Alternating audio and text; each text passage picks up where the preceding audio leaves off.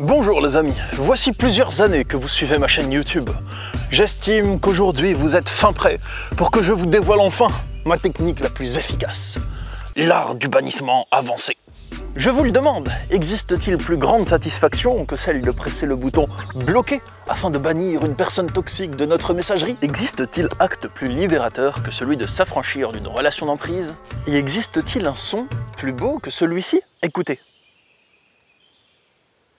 Qu'entendez-vous? Le silence. Et pourquoi entendez-vous le silence? Parce que les pervers narcissiques sont bannis. Et si je suis arrivé à ce merveilleux résultat, à une vie sans aucune relation toxique, c'est pourquoi? C'est parce que j'ai pratiqué durant de longues années l'art du bannissement avancé. Je me suis entraîné de nombreuses années sous la cascade à bannir des gens. Je me suis entraîné à bloquer des gens de mon téléphone les yeux fermés. Je me suis même entraîné à bannir des gens dans le noir.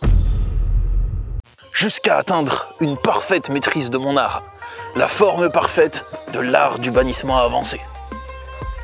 Et cet art, mes chers disciples, aujourd'hui, je vais vous l'enseigner. Les amis, qu'est-ce que je vous fais comme vidéo, hein? Non mais il y a de vrais conseils dans cette vidéo, hein. C'est pas juste de l'humour, vous allez voir. Bon, reprenons. Pourquoi l'art du bannissement avancé, me direz-vous? Pourquoi le pratiquer? Eh bien le problème, c'est que j'ai remarqué que dans notre vie, il y a des personnes qui veulent, genre, nous faire du mal, ou bien vampiriser notre énergie, ou bien encore nous tourmenter d'une quelconque façon, et ces personnes, elles veulent rester dans notre vie. Donc, quand on souhaite prendre de la distance avec elles, eh bien elles s'énervent, et elles nous traitent comme si on était coupable de ne pas les laisser nous faire du mal, encore et continuellement.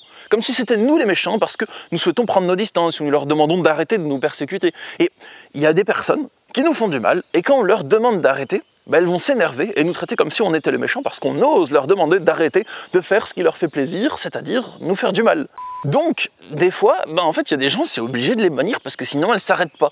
On leur demande d'arrêter, ils continuent. On leur demande d'arrêter de nous harceler, ils continuent. Et il n'y a pas de choix. Donc des fois, quand la communication ne passe pas, eh bien, il y a le bouton bloqué qui existe, merci les réseaux sociaux, voilà. Bon, avant les réseaux sociaux, il n'y avait pas forcément le bouton bloqué parce qu'il suffisait de changer d'adresse ou de ville, il n'y avait pas de souci quand on était loin de la personne. Maintenant, il y a Facebook, il y a LinkedIn, il y a Instagram et tout, la personne, elle peut nous retrouver. Le principe de l'art du bannissement avancé, c'est que ce n'est pas une sanction, c'est pas intéressant de punir les gens, ça sert à rien, c'est une mesure de protection. Mais une fois la personne bloquée, c'est ok d'en avoir une jubilation. Les obstacles à l'art du bannissement avancé. Donc, qu'est-ce qui vous empêche de bannir des gens quand c'est vraiment la bonne solution, hein? Parce qu'en vrai, il y a des gens que vous voulez les garder dans votre vie, c'est votre choix, voilà, bien entendu. Mais quand c'est la seule solution qui se présente à vous, pourquoi ne bannissez-vous pas des gens? Alors, déjà, le premier obstacle, pour moi, c'est ce que je vais nommer les 7 démons intérieurs.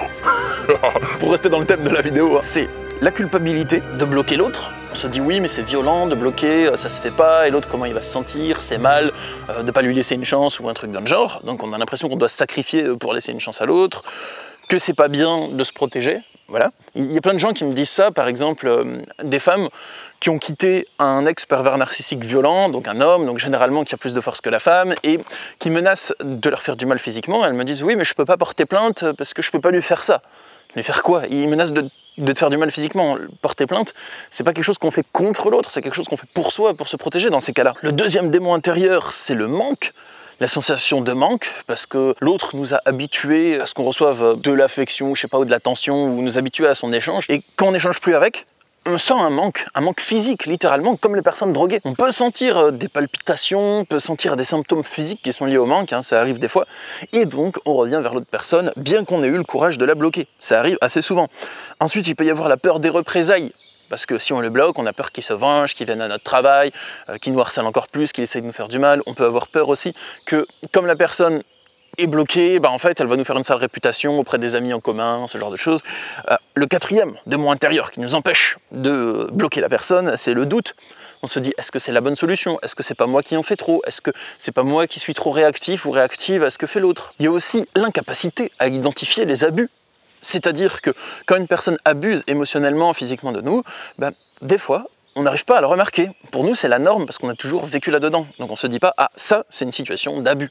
Il y a aussi le gaslighting, donc tout l'ensemble de techniques de manipulation qui constituent le courant du gaslighting, quand il va vous amener à douter de votre santé mentale, quand il vous influence à vous remettre en question de manière perpétuelle, quand il prend le contrôle petit à petit de votre pensée, qui détruit tous vos repères psychologiques, qui vous embrouille totalement, vous n'avez plus de notion de repères intérieurs, de valeurs, de morale, il n'y a plus rien.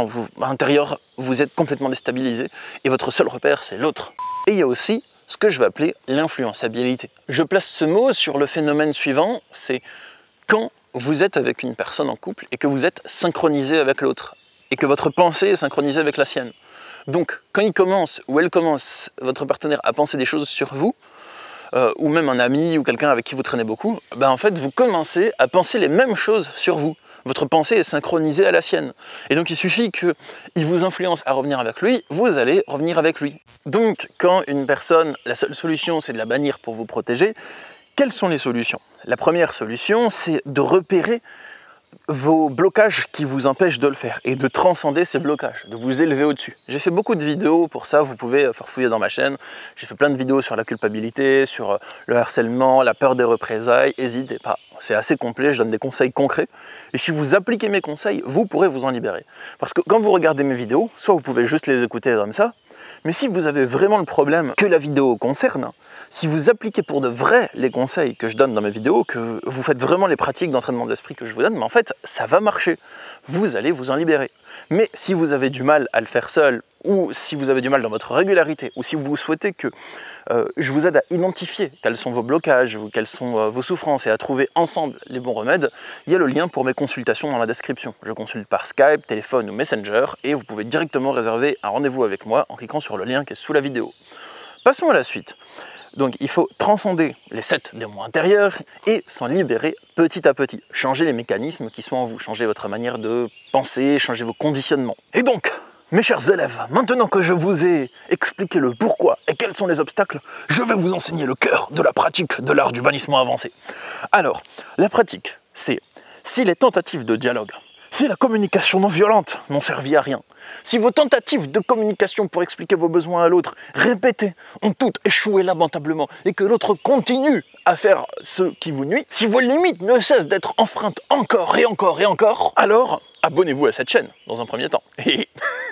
Et alors, pour la pratique, extirpez la personne de chaque parcelle de votre existence. Tout simplement. Ouais, c'est violent hein, quand je le dis comme ça, mais des fois, c'est l'unique solution. Vous allez voir, dans votre vie avec certaines personnes, c'est l'unique solution.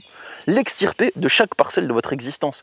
Il y a quelqu'un qui vous veut du mal, il y a quelqu'un qui vous harcèle, vous allez faire quoi? Vous allez le laisser. Tous les matins, vous allez avoir la boule au ventre quand vous recevez ces messages. Non, vous bloquez. Vous ne voyez plus ces messages. Il passe par une adresse mail, vous bloquez l'adresse mail. Il passe par une deuxième adresse mail, vous bloquez la deuxième adresse mail. Il passe par WhatsApp, vous bloquez WhatsApp. Il se crée un nouveau numéro, vous bloquez l'autre numéro. Et au bout d'un moment, même si l'autre personne est vraiment déterminée, ben, c'est votre droit de ne pas vouloir côtoyer quelqu'un en fait. Et si l'autre veut vous imposer sa présence dans votre vie, c'est quelque chose de malsain, c'est de l'ordre de l'abus, de l'intrusion. C'est pas vous qui êtes méchant de ne pas vouloir vous exposer à ça en fait. Vous voyez les amis, c'est important de comprendre ça. Alors vous pouvez bloquer l'autre, supprimer, avertir les amis communs que vous ne souhaitez plus côtoyer l'autre, s'il y en a. On peut trouver des synonymes à l'art du bannissement avancé, comme la fracture dimensionnelle, ou bien l'ordre 66 dans Star Wars, qui consiste à supprimer tout le conseil des Jedi. Et ensuite, une fois que c'est fait, que faire? Bien, trouvez un petit coin en forêt, un joli coin en forêt comme celui-là, asseyez-vous et contemplez ceci.